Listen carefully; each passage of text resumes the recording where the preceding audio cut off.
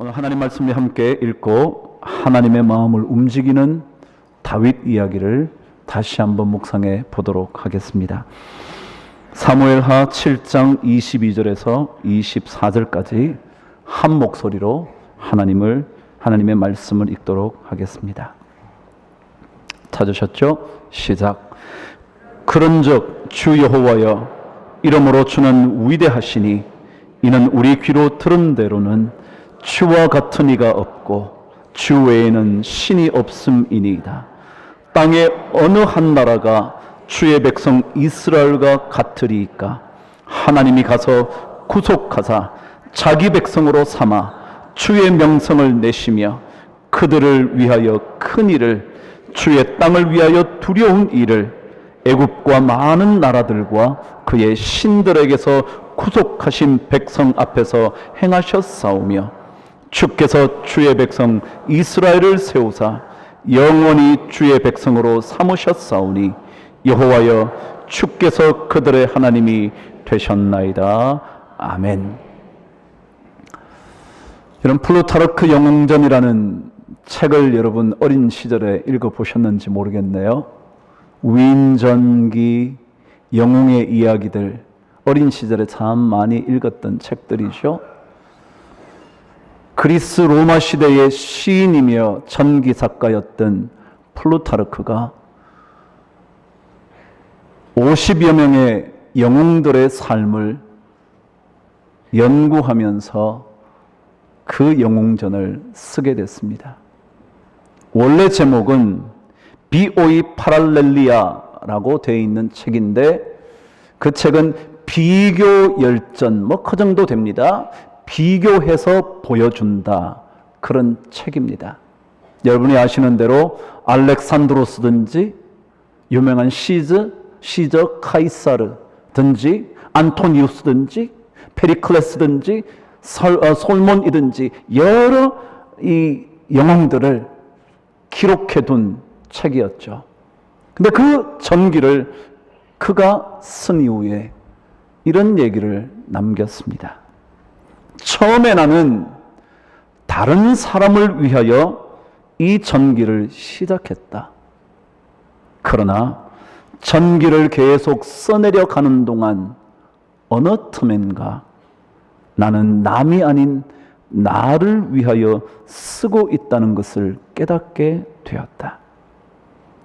이들 위인들이 가지고 있던 각각의 미덕을 내 인생 비추어 보는 거울로 삼게 되었고, 그래서 내 인생을 어떻게 조절해 가며 또 어떻게 내 인생을 고치며 만들어 갈까 하는 것을 배우게 되었다. 여러 생애를 들여다보며 나는 날마다 그들과 같이 생활하고 있는 것처럼 느끼게 되었고, 차례차례 나를 찾아오는 손님을 맞이하고 대접하는 심정으로 그 글을 쓰게 되었다. 그래서 그들의 감정을 통하여 삶을 배우고 그들의 행동을 통하여 우리가 알아가야 할 최고의 가치와 중요한 가치들을 선택할 수 있게 되었다 라는 글을 썼습니다. 왜 그 수많은 사람들의 이 얘기를 듣는다고요? 그들의 삶을 통하여 내 삶을 비추어 보는 거울을 마련하는 것입니다.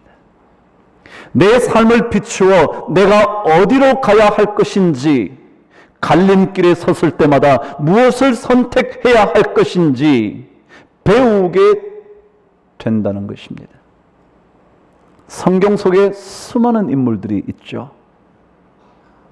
좋은 인물들, 신앙의 모범이 있기도 하지만 그렇지 않은 사람들의 이야기도 수도 없이 담겨져 있는 것이 성경이죠. 그들의 이야기를 왜 읽느냐 하면 그들을 통해서 나의 신앙 삶의 거울을 하나씩 마련해 가고, 내 신앙의 선택길에 섰을 때 무엇을 선택하는 것이 옳은 것인지 깨달아 배울 수 있게 되는 거죠. 공자도 언젠가 이런 얘기 한 적이 있지 않았습니까? 세 사람이 길을 걸어가면 반드시 그곳에는 나의 스승이 있다고. 들어보셨죠? 삼인행이면 필유아사라 그랬잖아요. 세 사람이 걸어가면 반드시 있다고요. 아사, 나의 스승이 있다고요. 그래서 그 사람들 중에 선한 사람을 선택하면 그 사람을 따라가면 되는 것이고, 선하지 않는 사람들을 만나게 되면 고치면 되지. 택 기선자 이 종, 택 선택한다고요. 기선자, 그 선한 사람들을 선택하면 종 따라가면 되고요. 불기선자라면 개지라 그랬습니다. 고치면 되는 거지 그랬습니다. 신앙의 삶을 위하여 끊임없이 들려지는 사람들의 이야기, 그 사람들을 통하여 나의 삶 속에 본받아야 할 중요한 가치, 아니면 버려야 할 그릇된 가치관, 그런 것들을 하나하나 선택하고 버리는 훈련하는 거죠. 그래요? 말씀을 들으시거든 나를 위하여 들으시게 되기를 바랍니다. 나의 삶을 바꾸고 나의 신앙을 새롭게 배우기 위하여 말씀에 집중해 보시기를 바랍니다. 우리가 다윗의 삶을 다시 한번 들여다보는 이유는 그를 통하여 내 신앙을 어떻게 조절해야 하는지, 그리고 어떻게 내 신앙을 고치고 만들어 가야 하는지 배울 수 있게 되는 거죠. 자, 그렇다면 우리는 지금 몇 주째 다윗의 삶을 묵상하면서 하나님께서 과연 다윗을 마음에 꼭 맞다고 말씀하신 이유가 있었다는데, 그 이유를 오늘 다시 한번 묵상하게 될 거죠. 무엇 때문에 다윗이 하나님의 마음에 든, 하나님의 마음을 움직일 수 있었던 사람이 되었을까?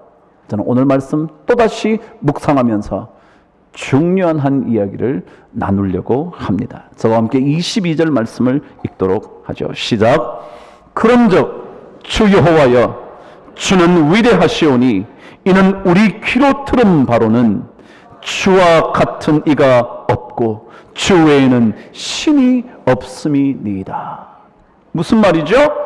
다윗의 가장 중요한 고백 중에 하나가 주님밖에 없습니다. 주와 같은 분 있지 않습니다. 그렇기 때문에 주님 같은 분 없으시니 주님 한 분만 선택하겠습니다. 주님 외에 우리가 기댈 곳, 의지할 곳 하나도 없습니다. 라고 고백했던 이것이 다윗이 하나님의 마음에 가장 합한 모습 같습니다. 오늘 성경 말씀 그대로 주와 같은 이가 없고, 그래서 주님 외에는 다르게 섬길 만한 존재는 이 땅에 없습니다. 우리가 언제인가 한번 불러본 적이 있던 이 찬양이요. 주님과 같이 내 마음 만지는 분은 없네. 오랜 세월 찾아 난 알았네. 주밖에 없네. 이런 고백이요. 신앙의 삶을 산다는 것은 이 고백을 끊임없이 하는 겁니다. 내게는 주님뿐입니다. 다른 모든 가능성의 문은 한번 제가 닫아보겠습니다. 그래서 주님께서 열어주신다면 그 열린 문으로 제가 들어가 보겠습니다. 주님만이 나의 삶의 문을 여시는 열쇠입니다. 라고 고백해 보는 거죠. 다윗의 삶을 들여다보면 그의 삶의 처음과 마지막의 이야기가 전부 다 하나님에 관한 이야기, 하나님 한 분을 찾는 이야기, 하나님 그분의 이름을 부르는 이야기로 적혀 있다는 것을 발견하게 됩니다. 다윗이 처음 등장할 때가 골리앗과의 전투를 앞둔 시기였죠. 양을 치고 있었던 다윗이 마침내 불림을 받죠. 그런데 다윗 일찍이 골리앗과 싸움을 하기도 전에 골리앗이라는 장수가 하는 이야기를 듣자마자 다윗이 첫 번째 내뱉었던 말이 사무엘상 17장 26절에 이렇게 기록되어 있습니다. 이 할례 받지 않은 블레셋 사람이 누구이기에 살아계시는 하나님의 군대를 모욕하겠냐? 다윗이 골리앗 이야기를 듣자마자 가장 먼저 반응한 내용이 뭐냐면, 할례 받지도 못한 이 블레셋 사람이 하나님의 이름을 모욕하다니. 그는 골리앗의 이야기를 듣자마자 두려움이 아니라 하나님을 생각합니다. 하나님의 거룩한 이름이 모욕당하는 것을 먼저 생각합니다.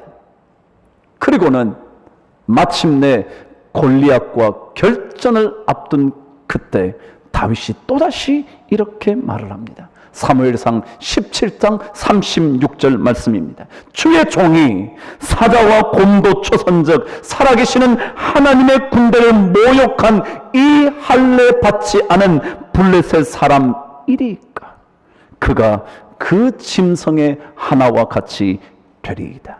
또다시 얘기합니다. 골리앗과 이제 얼굴을 마주 대하고 말합니다. 할례 받지 못한 이 블레셋 사람이 감히 하나님의 이름을 모욕하다니 그 사람 짐승과 같이 될 거야. 그리고는 결정적인 말 한마디를 남기죠. 그것이 사무엘상 17장 46절입니다. 제가 읽습니다. 오늘 여호와께서 너를 내 손에 넘기시리니 내가 너를 쳐서 내 목을 베고 블레셋 군대의 시체를 오늘 공중에 세워 땅의 들짐승에게 주어 온 땅으로 이스라엘의 하나님이 계신 줄 알게 하겠다. 다윗의 관심은 뭐냐 하면 골리앗을 물리치는 것이 아니고 그것 때문에 자기가 무언가 얻을 수 있는 것을 꿈꾸는 것이 아니라 골리앗을 무너뜨림으로 인하여 이 땅에 그리고 블레셋 사람 앞에서 이스라엘 백성 앞에서 하나님이 계시다는 사실을 알게 해주고 싶은 거라고. 그 다윗의 관심은 그것이었죠. 그리고는 마침내 골리앗을 무찌르러 돌팔매를 들고 가면서 여호와의 구원하심이 칼과 창에 있지 아니함을 이 무리에게 알게 하겠다고 여호와의 건져주심에 대하여 그는 얘기하는 겁니다. 이것이 다윗이 등장하는 처음의 이야기입니다. 그런데 다윗의 인생의 중간 지점에 중요한 한 사건이 나타나죠. 그것이 여러분이 늘 들어왔던 사울에게 쫓겨다니던 인생 때요. 그때 사울을 죽일 수 있는 중요한 순간이 찾아왔죠. 그런데 그가 사울의 옷자락만 벤 채 사울을 죽이지 않습니다. 왜 죽이지 않았을까? 성경은 이렇게 기록합니다. 사무엘상 24장에 가면 이렇게 기록을 하죠. 나는 내 손을 들어 내 주 사울을 해하지 아니하리니 이유가 있다는 거예요. 그 이유가 뭐냐면 그는 여호와의 기름 부음을 받은 자이기 때문이라. 죽이지 않은 이유가요 다른 게 아니에요. 그가 하나님께서 세우신 왕이기 때문에 하나님께서 기름 부으셔서 그를 왕으로 세워주셨기 때문에 자기가 사울을 죽이지 않는데요. 그래서 사울의 옷자락만 베죠. 또 다른 기회가 왔을 때 마침내 아비새 장군이 그렇게 말하죠. 내가 그러면 죽이겠습니다. 그러자 다윗이 또다시 말합니다. 다윗이 아비새에게 이르되 죽이지 말라. 누구든지 손을 들어 여호와의 기름 부음 받은 자를 치면 죄가 없겠느냐. 똑같습니다. 죽이지 않는 이유는, 죽이지 말아야 하는 이유는 여호와께서 기름 부어 세웠으니까 하나님 생각하는 겁니다. 그래서 내가 손을 들어 여호와의 기름 부음 받은 자를 치는 것을 여호와께서 금하신다고. 그러니까 하나님 때문에. 다윗이 왜 하나님의 마음에 들었나? 그는 모든 순간마다 하나님을 생각합니다. 아니, 하나님 외에는 다른 분이 없다고 말합니다. 그래서 삶의 기준이 그분이고 삶의 길을 걸어갈 때마다 그분을 만나게 되는 거죠. 드디어 다윗의 인생의 막바지에 가면 또 다른 사건 하나를 기록합니다. 사무엘하를 쭉 읽어가면 사무엘하의 마지막 부분쯤에 가면 다윗의 마지막 이야기가 등장하고, 근데 그 등장한 이후에 잠깐 짧게 다윗을 섬겨왔던 유명한 용사들 이야기가 적혀져 있습니다. 그 중에 이런 용사에 대한 얘기 하나가 기록되어 있죠. 어느 날 다윗이 산성에 머무르고 있을 때, 다시 말 그의 다윗성에 머무르지 못한 채 산성에 머무르 있을 때 이런 이야기를 합니다. 누가 저 베들레헴 우물에 가서 물을 길어 나로 하여금 마시게 할 수 있을까? 그럽니다. 왜냐하면 그때는 베들레헴이 블레셋 군대가 점령하고 있었습니다. 아마도 다윗이 그런 고백을 한 것은 언제 저 베들레헴을 다시 빼앗아 하나님께서 사용하시는 도시로 만들까라는 어떤 고백이었을 겁니다. 근데 그 얘기를 들었던 세 용사가 블레셋 군대들이 점령하고 있는 베들레헴 속으로 직접 들어가서 그 우물에서 물을 길어다가 다윗에게 가져다 줍니다. 대단한 용사들이죠. 목숨을 걸고 다윗의 말 한마디를 듣고 그곳까지 가서 물을 길어 온 겁니다. 그런데 그때 다윗이 물을 길어 온 그 장면에서 이렇게 말을 하죠. 다윗이 마시기를 기뻐하지 아니하고 그 물을 여호와께 부어드리며 이르되, 여호와여, 내가 나를 위하여 결단코 이런 일을 하지 아니하리이다. 물을 길어 왔는데, 생명을 걸고 길어 온 그 물이 자신이 마셔서는 안 된다는 것을 알고 하나님께 부어드렸다. 다윗은요, 그 용사들의 용맹함에 감탄하면서도 그때 하나님을 찾는 겁니다. 하나님, 제가 이 물 마실 수 없죠. 생명을 건 피와 같은 물인데 제가 어떻게 마시겠습니까? 하나님께 부어 드리는 거죠. 그럼 다윗의 드디어 최고의 마지막 이야기에는 다윗의 인구조사 이야기가 기록되어 있습니다. 이 인구조사는 하나님 보시기에 미워하는 것 중에 하나였다고 성경은 기록합니다. 왜냐하면 다윗의 마지막 시기쯤이면 자신의 권력을 다시 한번 점검하고 싶었을 수 있었을 겁니다. 아니, 요즘 말하면 권력의 마지막 시기가 되면 레임덕이 온다는데 그때도 자기 권력을 확인하고 싶은 마음이 있었을 겁니다. 그래서 자기를 위하여 싸워줄 수 있는 군사들이 얼마나 되는지 확인해 보기 시작을 한 겁니다. 그런데 선지자가 나타나 그것 하나님이 원하시는 게 아닙니다 라고 말을 합니다. 그럼에도 불구하고 다윗은 그의 권력을 확인하기 위하여 인구조사를 시키죠. 드디어 하나님의 진노가 임합니다. 선지자를 통하여 하나님 앞에 범죄한 당신이 선택해야 할 재앙들이 있다고 어느 것을 고르겠냐고. 근데 그때 다윗이 자신의 잘못을 깨닫고 이렇게 고백을 합니다. 우리가 여호와의 손에 빠지고 내가 사람의 손에 빠지지 아니하기를 원하노라고. 그 순간에 그가 재앙을 받으면서 그 순간에 그가 그럼에도 불구하고 내가 하나님의 손에 의하여 처벌받기를 원한다고 사람의 손에 넘어가지 않고 하나님에게. 그러고는 마침내 사무엘하 마지막에 그는 그 사건으로 인하여 재앙이 끝난 다음에 하나님께 제사를 드리죠.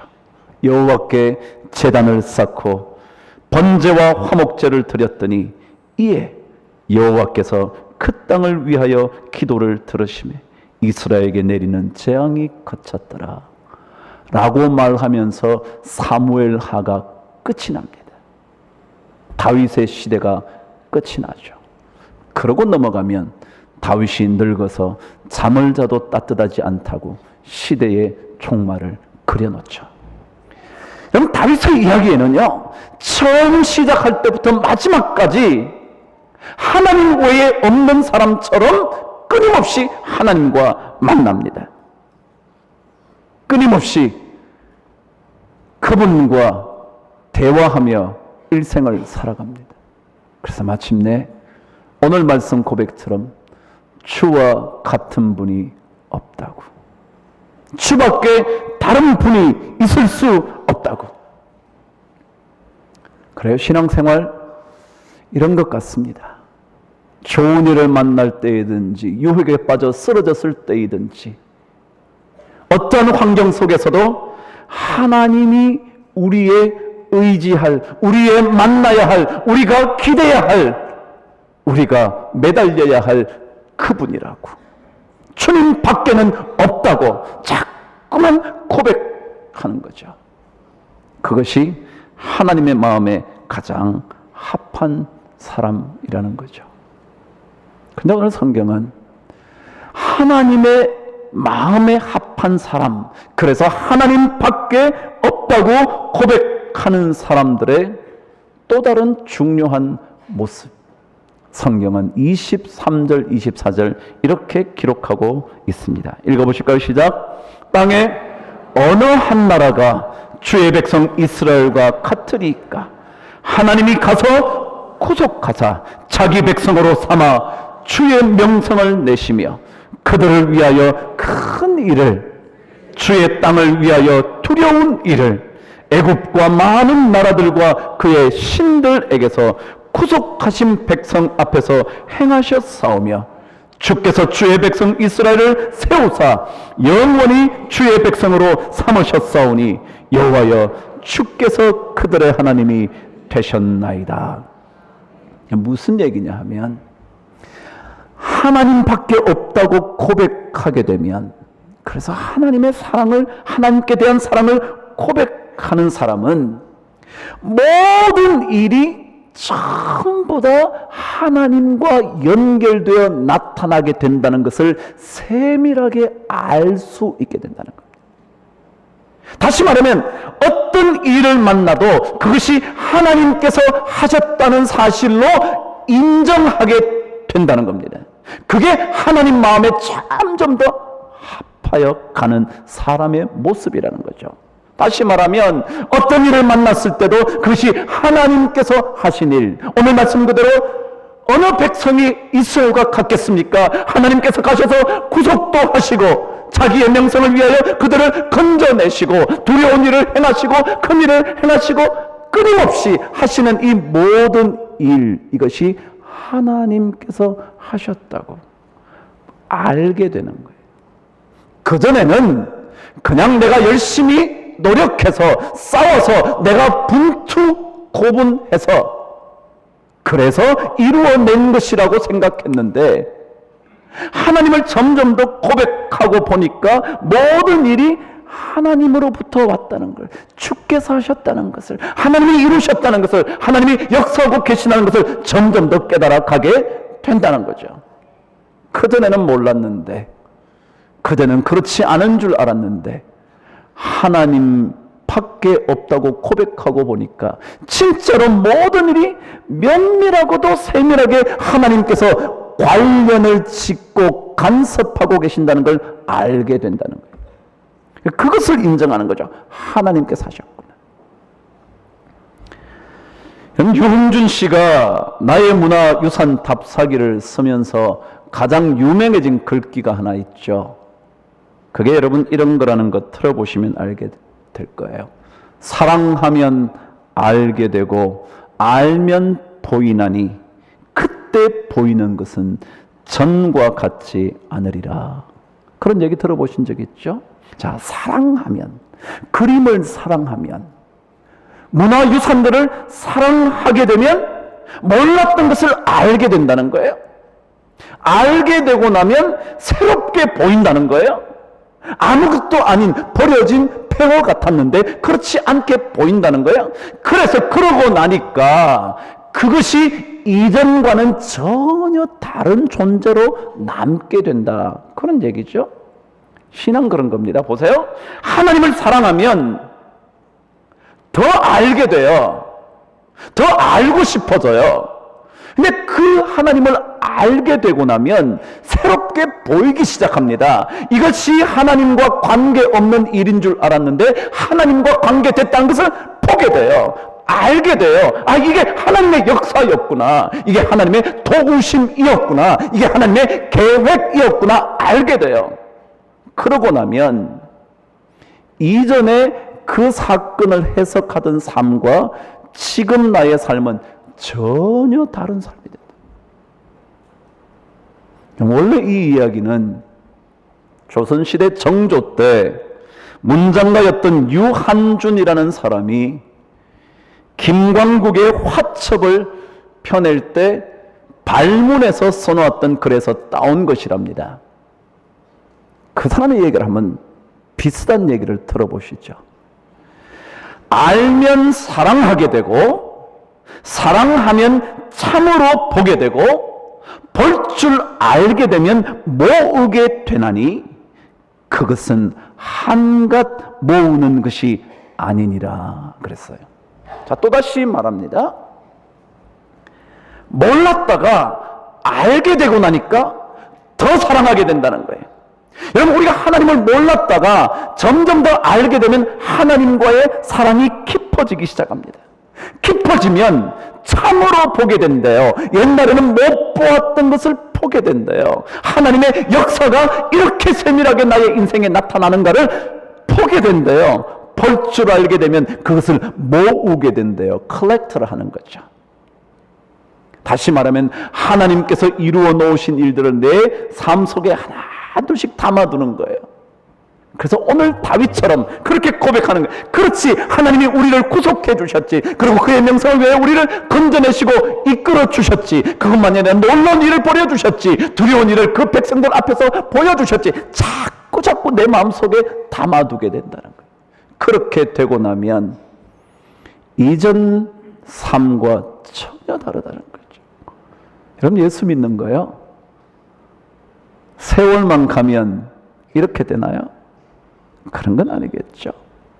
세월을 지나갈 때마다 하나님을 더 사랑해 보려고, 아니 모든 사건 속에서 하나님을 찾아보고, 그렇게 되면 점점 더 하나님의 역사가 얼마나 세밀하게 우리 인생 가운데 나타나게 되는지 알게 된다는 거죠. 다윗은 하나님을 알았죠. 하나님을 알면서 점점 더 사랑하게 되죠. 사랑하면서 모든 것이 하나님의 손으로 이루어지게 되는 것을 목도하게 되었죠. 그래서 점점 더 한 분에게만 빠져들어가게 되죠. 그래서 주와 같은 분이 없다고 고백하게 되죠. 그렇게 되면 보통 믿음의 삶을 사는 사람과는 다르게 살게 되죠. 우리 신앙의 목표가 그런 거 아니겠습니까? 한 해 두 해 시간을 채우는 신앙의 삶이 아니라 한 해 두 해 살아가면서 하나님을 더 알게 되고 더 사랑하게 되고 더 모든 일에 하나님과 연결되는 것을 하게 되면 그 순간 우리의 삶이 자꾸 달라지는 것, 이전과는 다른 것이 되는 거죠. 그냥 돈이 있어서 컬렉션을 했는데 그게 아니라 진짜 그 물건을 사랑하게 됨으로 인하여 갖고 싶어하는 마음이 들게 되는 진정한 수집가의 마음처럼 된다는 거죠.